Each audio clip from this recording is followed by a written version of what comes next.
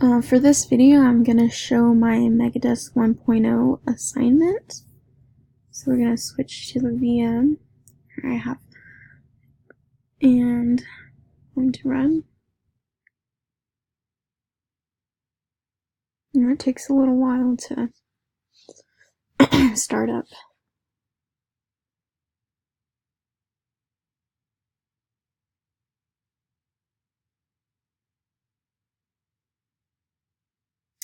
So for this assignment, I just had to have